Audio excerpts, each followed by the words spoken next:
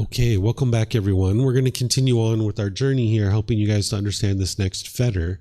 This is what I think of as the fetter of all fetters. If it wasn't for this pollution of mine, none of the others would actually exist. So this one is number 10 for a reason, because it's when your mind fully is transformed that this one is actually eliminated. So for every being, this is the last one that is actually going to be eliminated out of the mind. So I'm going to explain to you guys what this is, the symptoms of it, how to eliminate it, and how to know that you've actually eliminated it. This is going to be pretty straightforward for you. Okay. Oh, I need to switch over to visual aids. There we go. Okay. So now everybody should be able to see this. Okay, so what ignorance is where the mind has this unknowing of true reality, misperceptions, it's misunderstanding, confusion. The mind doesn't understand true reality as it truly is because it's distorted, because it has these pollutions in the mind. And this particular pollution of ignorance is the lack of wisdom of the natural laws of existence, such as the Four Noble Truths, the Three Universal Truths, the Eightfold Path, the Five Precepts, the three wholesome and unwholesome roots, the natural law of karma, the cycle of rebirth. This is all lack of wisdom that the mind has in the unenlightened state. We haven't done the work to be able to independently verify it. We maybe not have even been exposed to these types of teachings. So we basically go around with like a mask on our face or like a pillowcase on our head, not being able to understand true reality.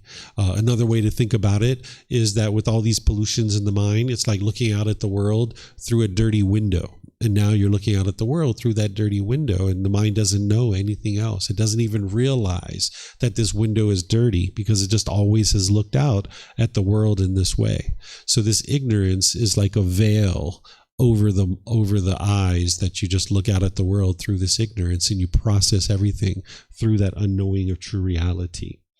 Okay, so the symptoms of this ignorance is that the mind's going to be discontent. It's going to experience conditioned pleasant feelings, painful feelings, neither painful nor pleasant.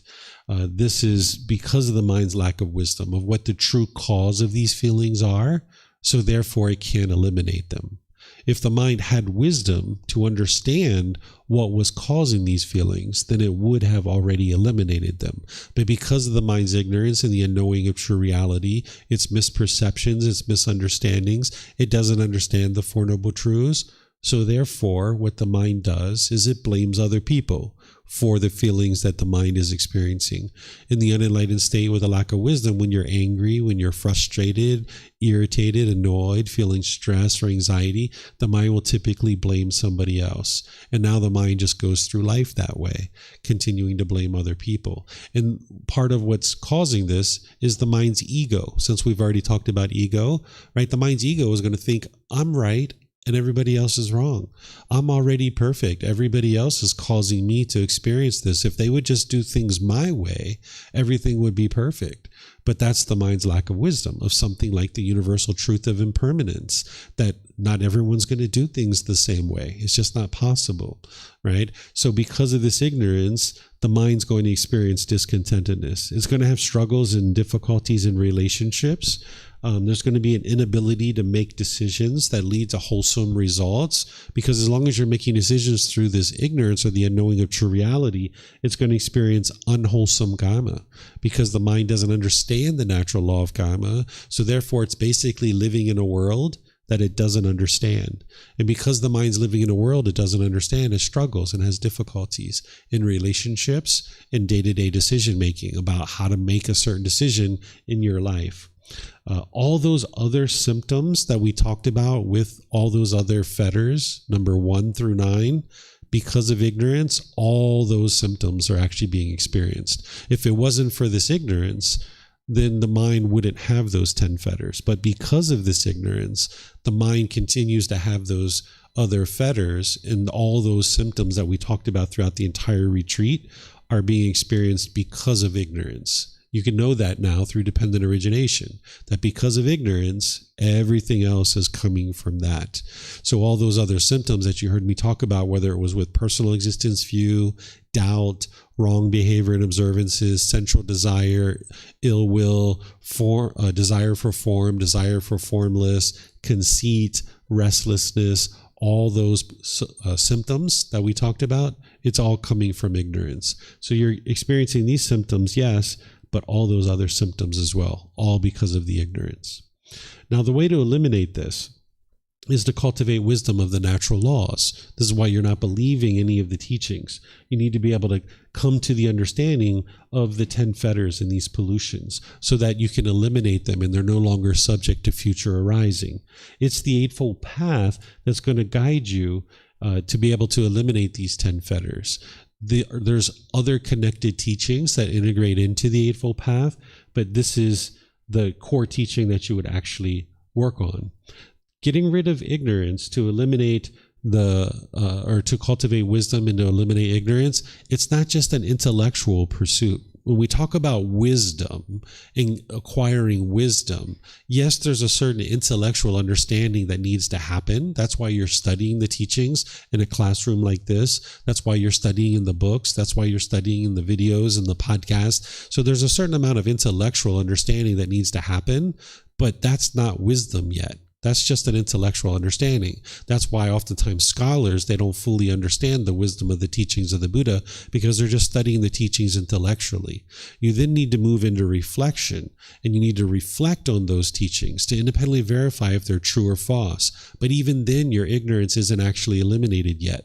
You then need to practice the teachings. And as you're practicing the teachings and making decisions through this wisdom that you've gained, when you're fully able to make the decisions, that's where the wisdom is actually cultivated. So, for example, when we were growing up as children, we might have been taught that it's unwise to use drugs and alcohol. Our grandparents told us, our parents told us, maybe our brothers and sisters, our aunts and uncles told us that. So intellectually, we had some level of understanding that drugs and alcohol are unwise, but we still did it because of our ignorance, our unknowing of true reality. So that's where you can understand something intellectually, but your mind isn't making the decisions through that. So therefore, the mind is still ignorant. It still has this unknowing of true reality. It's not until you're actually practicing, making decisions through those teachings, through that intellectual understanding, that's where the ignorance is actually eradicated.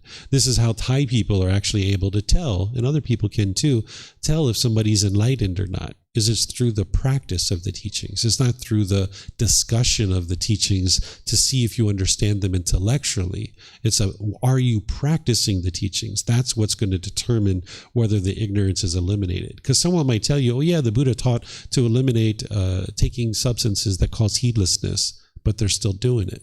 Because that's the ignorance. That's the unknowing of true reality. The mind hasn't fully awoke to understand how unwise it is to put this poison into the body. So the mind is still doing it. There's still a certain amount of craving. There's still a certain amount of ill will towards this being. And there's a certain amount of ignorance or unknowing of true reality that the being continues to do that. But when we awaken and we fully understand intellectually, we've reflected, and now we're practicing, that's where the ignorance is eradicated.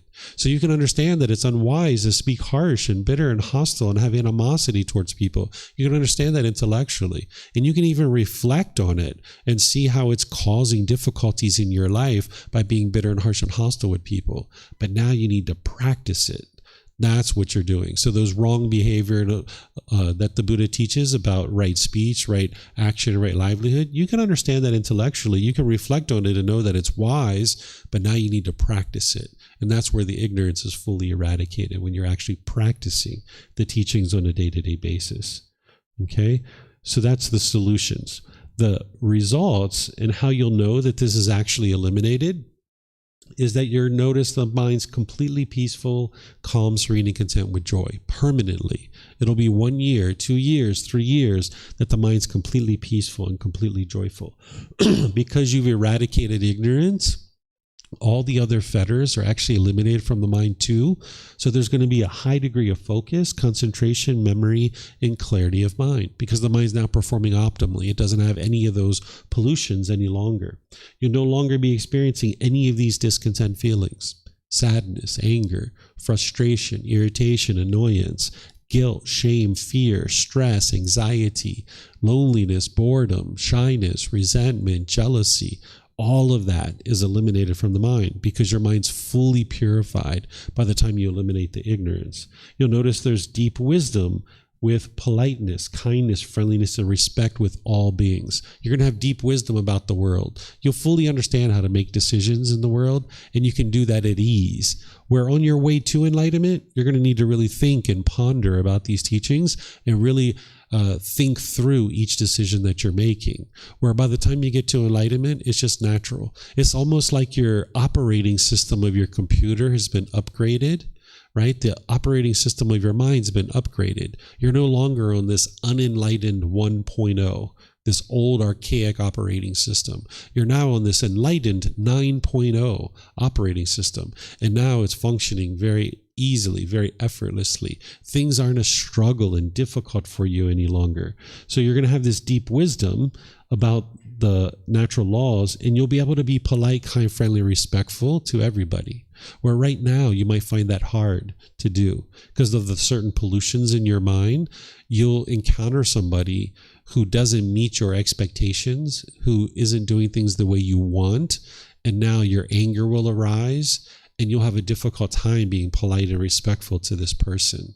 But by the time you fully eradicate your ignorance, you'll be able to be polite and friendly and respectful to everybody because your mind doesn't function that way any longer. It doesn't have cravings and expectations, and there's no anger and bitterness towards others. You'll notice that because of that, you're not causing any harm in the world, and your personal and professional relationships are improving. They're really blossoming. They're at ease, that you don't have any disgruntled relationships in your life, that the relationships that you have are very fulfilling, very satisfying, that they're at ease, and they're really blossoming. You'll notice that the mind is always in a good mood. You're never in a bad mood. It's physically impossible for the enlightened mind to experience a bad mood. So when this ignorance is fully eradicated, that means all the other fetters are gone and the mind is actually enlightened, and you'll always be in a good mood. All days are a good day. You're never going to have a bad day. You're going to enjoy every single aspect of your life. So in the unenlightened state, when you have sensual desire and all these other pollutions, if you go into the day and you're getting all your sensual desires fulfilled, if things are happening your way, if all your wants and expectations are being fulfilled, you'll get to the end of the day, you'll be so happy, you'll say, this was such a good day. But if you go through your day and you're not getting what you want, you get a phone call that you didn't get that job, or there was a car accident, or somebody died, you'll say, this was a horrible day. Because your mind wasn't getting what you wanted. You don't understand that this is just impermanence. The fact that you didn't get that job is because you can't get every job you apply for. Some jobs you apply for, you're not going to get them. And you don't understand that when you go out in the world and you drive your car, some days you're going to get in a car accident. That's normal, right? That's even an enlightened being is going to experience that from time to time. You're going to go out into the world and some days people around you are going to die. That's normal. That's just impermanence. You can't change that. But when these things are happening to the unenlightened being, they'll say it was a terrible day. It was a horrible day because the mind wasn't getting what it wanted, which is that job, or to drive in this car without it being damaged, or for mom or dad or brothers and sisters and people like that to be alive. The mind's not getting what it wants, so it seems like it's a bad day. But in reality, by the time you get to enlightenment, every day is a good day because you understand that everything that's happening is happening based on these natural laws. The world is functioning exactly the way it was intended to function, but your mind just never understood that. So now when you're awake and you have wisdom, completely eradicating ignorance, you can see the world is functioning exactly the way that it was intended to function. The body and the mind won't experience tiredness and exhaustion. There'll be sleepiness, but there won't be tiredness or exhaustion. Again, that craving, desire, attachment is producing the tiredness and the exhaustion. Because if you go out in your day and everything's going your way and you're getting all your cravings fulfilled, you'll have lots of energy. Yay, I'm so happy, everything's going my way. But when you're getting that phone call that you didn't get the job, when you find out that your family has passed away, or you get in that car accident, you're going to feel exhausted and tired because it's really a burden to carry around those painful feelings in the mind. So now you're going to feel exhaustion and tiredness. You might feel like there's bricks on your feet or bricks on your shoulders, and now you're carrying around this heavy burden, right? So by the time you get to enlightenment, you're not having those cravings anymore. You understand the world's functioning functioning exactly the way it was intended to function. Some students are going to sit like this. Some students are going to choose to eat. Some students are going to choose to lay down and look at their mobile phones. Some students are going to choose to lay down and take notes.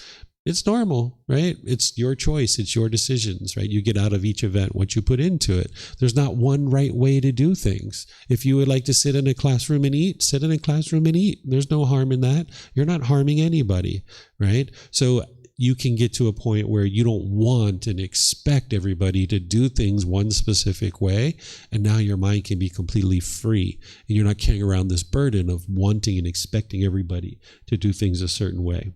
And you will experience sleepiness and tiredness. You'll experience sleepiness, but not tiredness and exhaustion. You'll notice that it's impossible for the mind to be shaken up, that the mind is steady and stable. It's unshakable. There's nothing that can shake up the mind. Even if you found out somebody stole $1,000 from you, or a tree fell on your house, or your mom and dad have passed away, anything like this. If you find out any kind of information, there's nothing that's going to shake up the mind. It doesn't matter what's happening and what's going on in your day-to-day life, that your mind is always steady and stable. Life is no longer a struggle or difficult. You'll be living the ideal life, because again, you'll understand that the world's functioning the way it's intended to function, right? That when you're unawake, when you're unenlightened, when you lack wisdom, you'll look out at the world and it'll be a real struggle because you don't understand why things are happening the way it's happening. But when you're awake, your mind will be able to see that everything's happening exactly the way that the Buddha taught, based on these natural laws. So life will no longer be a struggle for you. Okay? Any questions on this topic of ignorance? Yeah. I don't know, maybe it's language differences, but in Russian language we also have a word ignorance. I think it also comes from English or any other language, but in our understanding this word means also a desire, choose to ignorance. For example, you're talking to me, but I'm not listening to you. It's my choice, like I'm ignoring you. It's ignorance. This is how we understand this word. Is it the same understanding that you have? Like, does the ignorance have a choose, a desire to ignore? Yeah, what you're describing is a word in English we use is ignore. So if someone's talking and you're not paying attention to them, that's ignoring them. It's different. This is a word called ignorance, where oftentimes people think of you as stupid or dumb. It's a derogatory word. It's a degrading word. Like an enlightened being would never call somebody else ignorant, right? But in the unenlightened state, it's oftentimes used as a degrading and diminishing word. So that's why I share with people that even though a lot of people translate this particular topic of the teachings of the Buddha as ignorance, and I still use that word so people understand it, a better way to think about it is confusion or misunderstanding or lack of wisdom or the unknowing of true reality, because that's what's truly the Buddha's describing. He wouldn't have called you ignorant, right? So he's not saying that you have ignorance in your mind, because that would be talking down to you in a derogatory and degrading way. But instead, it's just that the mind just doesn't understand what it doesn't understand. It lacks wisdom. It has confusion and misunderstanding or misperception, this unknowing of true reality. Yeah, I think now I understand when you explained to me that this is not about ignoring, it's not the same word. I remembered in Russian language we call it nevedение, and the exact translation is like unvision, like not seeing something. And you said ignorance is like the lack of wisdom, like when somebody or some creature is not seeing something, like it has no vision in some natural laws, right? Yes, they can't see clearly the world because the mind is ignorant to the world, if we would like to use that word, or it is unknowing of the world. It is unknowing how the world truly functions. Its view of true reality is distorted. It can't see true reality, right? So this is where people will go around, they'll show up to the airport, their flight's delayed, they get angry, and they blame the airline company for causing them to be angry.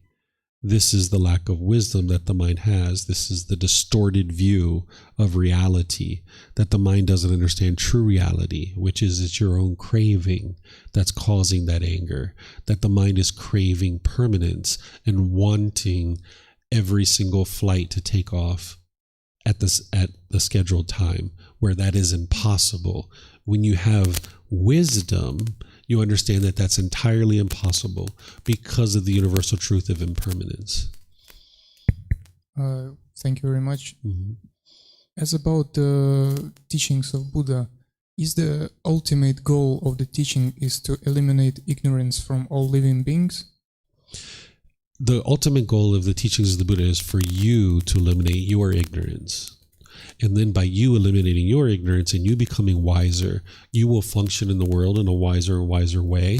And other beings around you will pick up on that wisdom. And this is where an enlightened being tends to be able to be around many people. There's countless people that'll be around an enlightened being because that individual can share wisdom that helps many people, even as like an enlightened business owner, an enlightened politician, or an enlightened taxi driver.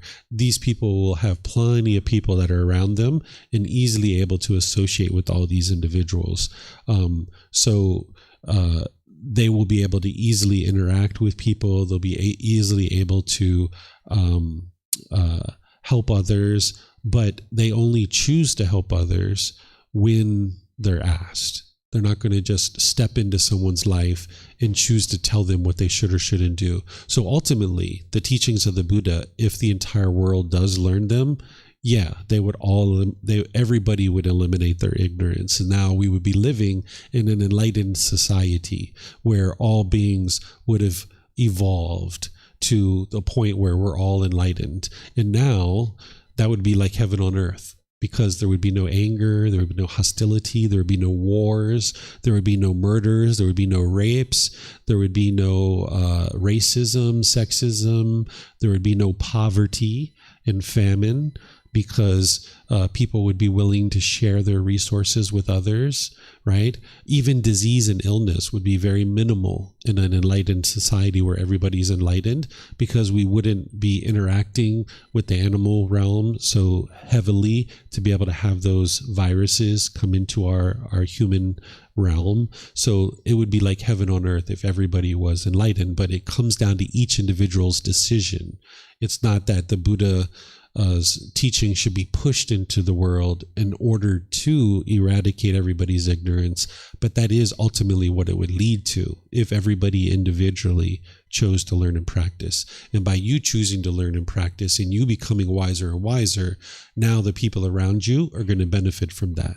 So like, even though your wife isn't here and maybe she's not as interested in these teachings as you are, she's actually going to benefit from your learning and your growth, because she's going to be around someone who's becoming more and more awake.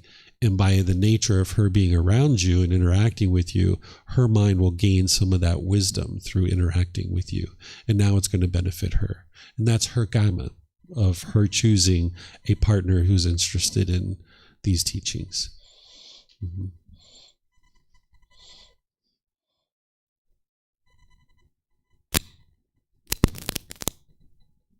Good morning, Terrence.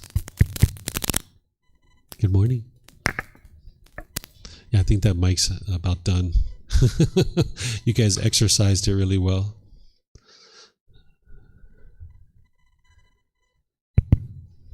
You said that enlightened being can get along with everybody, like, because it have wisdom and don't have cravings, don't have like negative emotions about what's going on. But I remembered some stories from the Pali Canon. For example, the most popular one about Devadatta. It's the cousin of Buddha who were trying to kill him eventually. As I remember, even the Buddha said like that at one point of practice, Devadatta was experiencing jhanas, but then he eventually got out of this because of his actions. Mm-hmm. So still, we have stories that the main students of Buddha were killed by the local killers, because it was a Brahmanic religion in India back then, and they were not very interested in Buddha and his teachings to spread around, and they hired killers to kill his main students, and eventually they did. So how does even the enlightened being can get along with everybody if we see stories that even the most popular persons who were enlightened, they still are trying to be killed and not getting along with somebody? Sure, I'll explain this to you. So an enlightened being can get along with anybody and everybody. But not everybody and anybody is going to get along with an enlightened being. Because if someone can't get along with you, that's coming from their mind. It's not coming from your mind. Right? So I gave you guys an example of this the other day where I was here teaching. There was somebody that had a question about the war, right? And I was helping that person with the question about the war. And somebody else heard me say that it's unfortunate that these wars are occurring. And that person's mind had the expectation that I would use strong language, that I would be angry, that I would be bitter and harsh and hostile, and that I would condemn the wars. And when they didn't hear that coming from me, they got angry, they got upset, they weren't willing to understand, and they ended up getting up and leaving out of the classroom. That person's mind was discontent, and they were unable to get along with me. But I'm able to get along with everybody, right? So the Buddha would be able to get along with his cousin. He was more than capable of getting along with this person. But this person had craving and longing, yearning in their mind. They were jealous of the Buddha because they wanted to lead the community. And they were jealous that the Buddha had all these students. So now this person wanted to kill the Buddha. But the Buddha was capable of getting along with this person, but that person wasn't capable of getting along with the Buddha because of their polluted mind. And that's where you need to be able to see in the unenlightened state, we oftentimes think if somebody can't get along with us, that it's all our fault.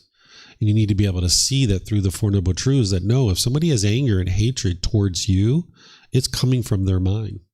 If someone chooses to gossip and slander, that's coming from their mind. It's not coming from you. So any kind of hatred that someone has towards you, it's coming from them. This is where you can get free of having to go around and meet everybody's expectations and trying to conform to what this person wants or that person wants or that person wants, because now you're not doing what you enjoy. You're just trying to fulfill everyone else's expectations, and you'll never be successful at that because you'll never be able to fulfill everyone's expectations. You can't make everybody happy, right? So that's where you need to know what's wise and do what's wise. You'll be able to get along with everybody, but not everybody's going to be able to get along with you. In an enlightened being, they'll have 99.99999% of all their interactions will be loving and kind and warm, like everybody will get along just fine. But there's going to be a rare situation where every once in a while, there's going to be people who just are bitter and harsh and hostile. They were bitter, harsh, and hostile before they ever showed up, right? And they're like that with other people in their life. And now they're going to be that way with you too. But your mind's going to be completely peaceful and joyful when these things are happening. And you'll just have nothing but loving kindness and compassion for that person. Mm-hmm. Understand? Yep. You understand the difference, right? Yep. Okay. All right. So I'm just going to check, see if we have any questions online here. All right. I don't see any questions. So we're going to break here for lunch. It's a little bit after 12. So we'll break for an hour and a half. Come back at 1:40. And when we come back, I'm going to teach you how to determine if you've attained enlightenment. Then I'm going to teach you how to integrate the teachings into your day-to-day life, how to get continuous support. And then we'll have kind of a wrap-up discussion where you guys can just have free-form questions about anything and everything you'd like to ask. Whether I've taught it in this retreat or not, you can ask anything you like. And we'll probably wrap up probably around, I'd say, probably 3 o'clock or so. today. And then this evening at 6 p.m., we have our movie night. We're going to be showing a movie. It's a BBC documentary. It's called Jesus Was a Buddhist Monk. The BBC did an investigative report about evidence of people saying that Jesus studied Buddhism for a period of time. So we're going to start that tonight from 6 to 8. We're going to have our movie night. We'll have our popcorn machine out. Other people will be coming. It'll be a nice little party. So if you guys would like to come for that, or if there's other people that you encounter today that would like to come, they're more than welcome. We're going to sit back, relax, have a good time just watching a movie, eating some popcorn. And you guys are welcome to bring snacks too if you'd like to. So enjoy your lunch, and perhaps I'll see you guys afterwards. Okay? All right.